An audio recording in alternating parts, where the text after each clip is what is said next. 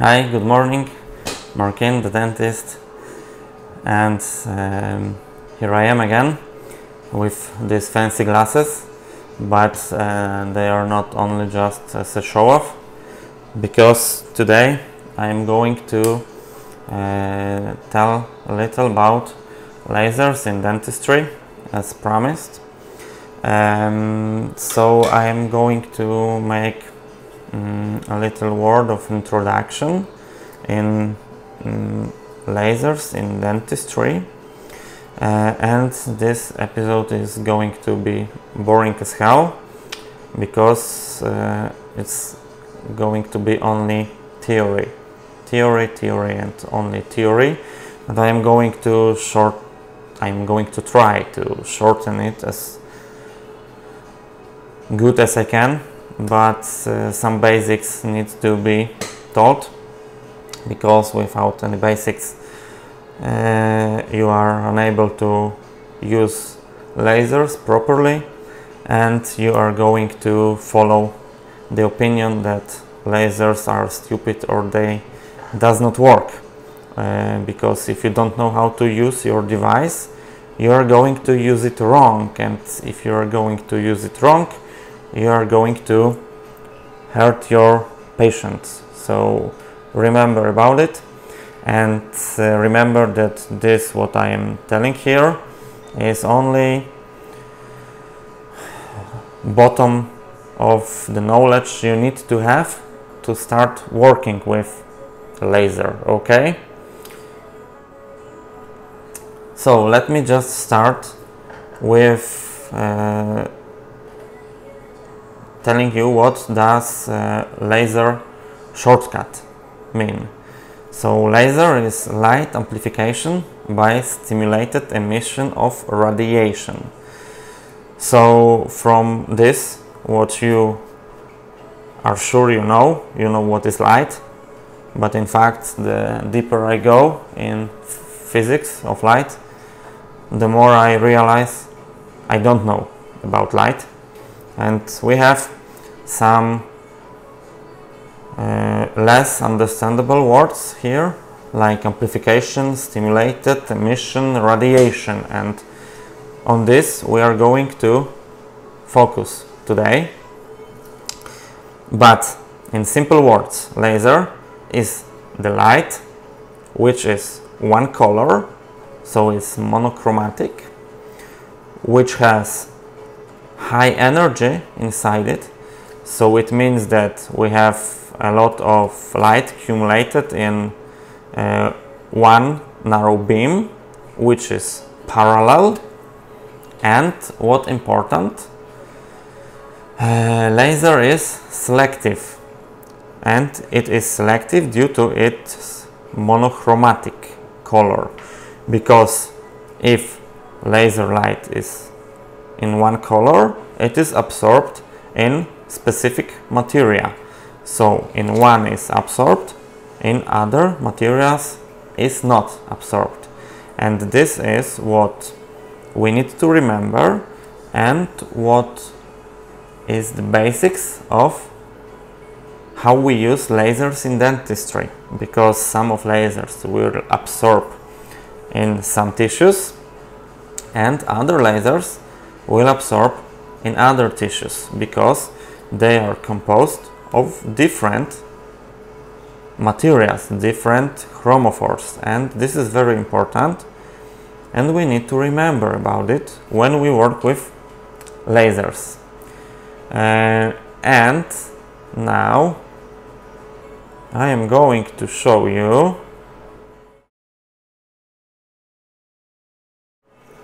some top of boring stuff. So a chart of absorption spectra. Okay, you don't need to or memorize it to start working with your lasers, but you always need to have it in the back of your head, and always have a possibility to check some informations from this chart, because this is the basics of how you are going to use your laser. This is logarithmic scale which shows you different wavelengths, so different colors of your laser, and this shows you how they absorb in different materials like hemoglobin, protein, melanin, water, hydroxyapatite, and so on. So all materials which our body is composed of, and this is logarithmic scale. So if we have here 10 elevated 0, so on this line our absorption starts. So everything is what is above this 10 elevated 0 is absorbing, and what is below this 10 elevated 0 is not absorbing. So what we can see here is that, for example, diode lasers are below 10 elevated 0, or Nd:YAG, maybe it is a little close here, but we can tell that those lasers, for example, are not absorbing in water at all, and everything what is above 10 elevated 0 is absorbing. So we can say that erbium-YAG laser is the one which absorbs in water the best, but also CO2 laser is pretty good absorbing in water, and we can use this fact in our daily practice to work with tissues which are composed of water. So in fact all tissues in our body, but some of them has more water, some of them has less water, but still we can use this fact. And diodes or Nd:YAG, they are pretty good absorbing in chromophores such as hemoglobin, melanin, so all pigments in our body. And we also can use this fact to work with our lasers. And how we can use it, I am going to show you. So this little image of black stones on white sand, in fact, are realizing how our laser works and how it interacts with our body. So imagine something like this. You have summer and you are at the beach. It is 10 AM, the sun is getting higher and it's starting to burn, and what you see here is black stones and white sand. And what you for sure know, in the morning when sun began to burn, the black stones are getting hot very fast, but sand is still cold. When you stay on the beach a little longer, like after 12 o'clock, after 1 PM and so on, you are starting to realize that not only black stones are hot, but also this white sand. And this is the first basic what you need to know to start working with lasers. That laser has chromophores in our body in which this light, so energy, is absorbing the best. So chromophores for erbium, chromophore for erbium in our body is water. So erbium is absorbing in water. Chromophore chromophores for NDIAC or diodes are hemoglobin or melanin, and laser starts its absorption in those pigments. And if you get good dose of your laser light, you will get only effect in those cells or tissues which have these pigments.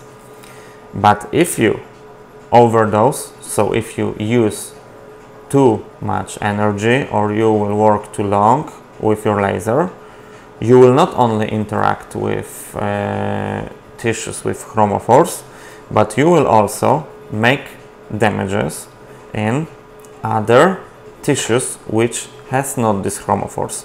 So this is similar to a situation when you get to the beach at late afternoon and not only black stones are hot but also white sand.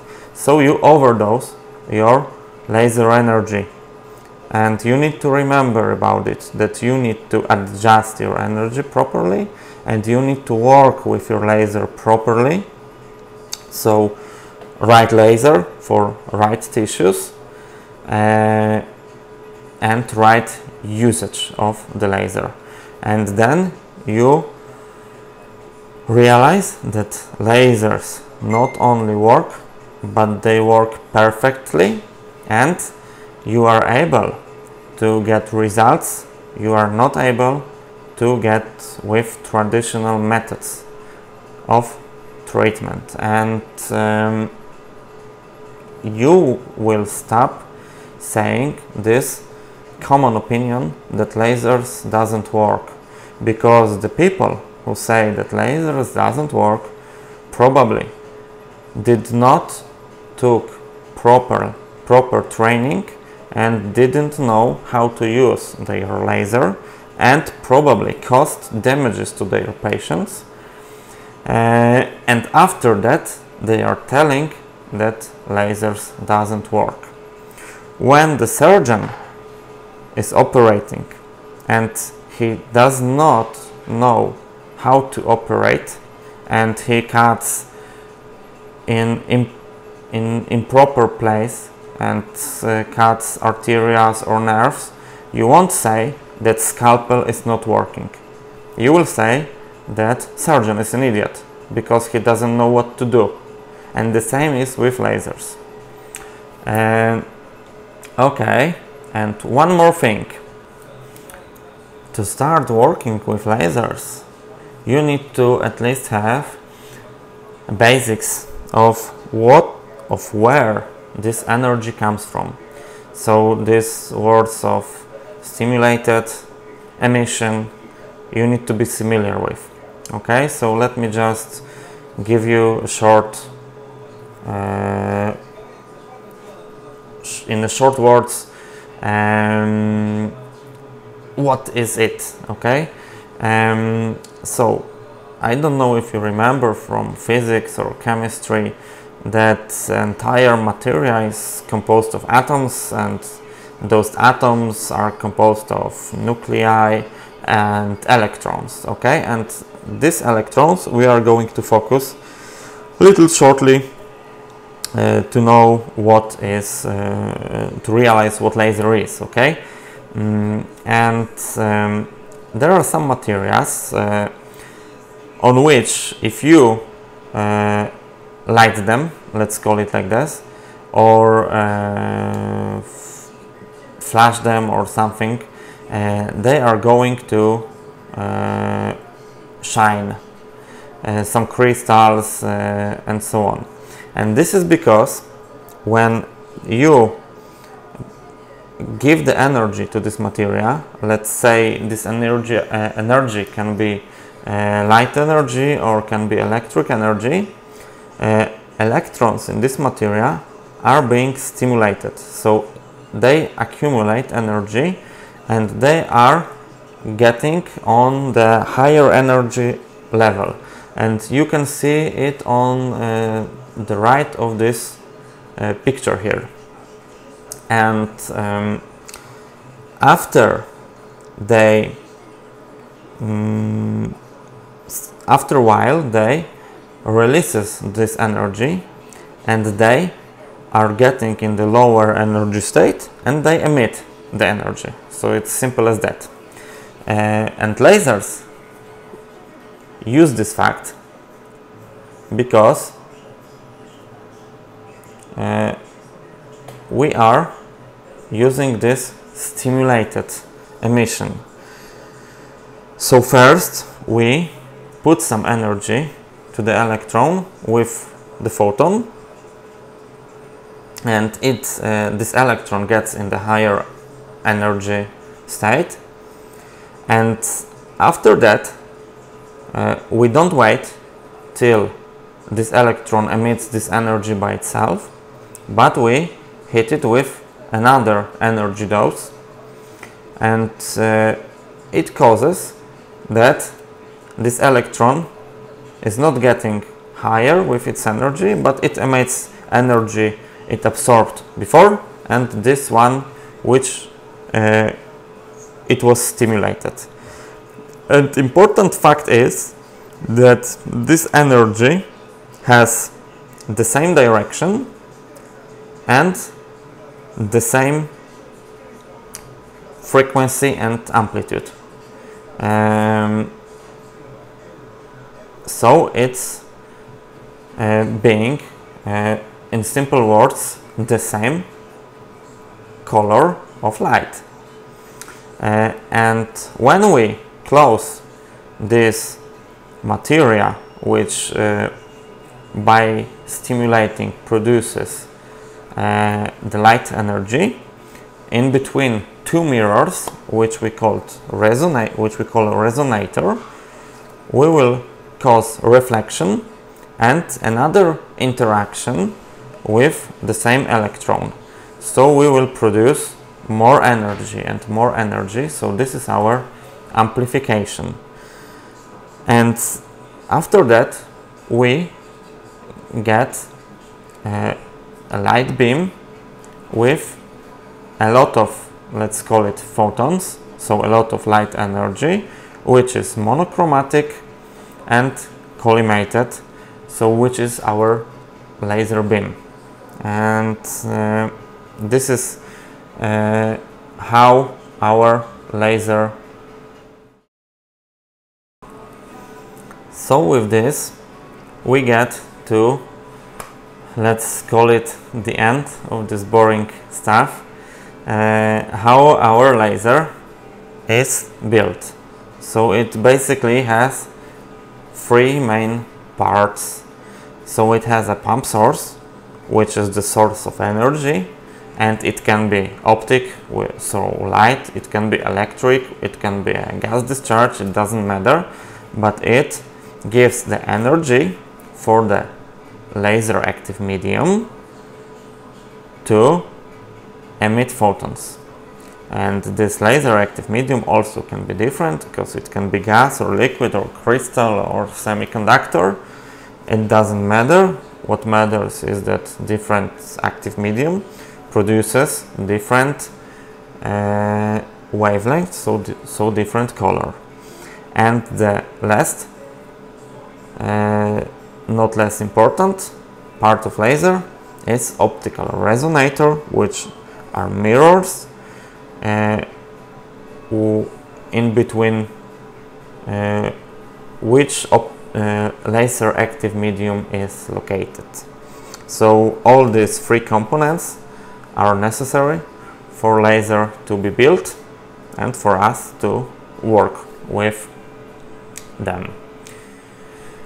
So I hope I have not bored you until death, but we need to get through these basics, because those basics gives us possibility to work with lasers properly, and I will show you in next episodes how to work with lasers properly, I hope. So see you next time, take care.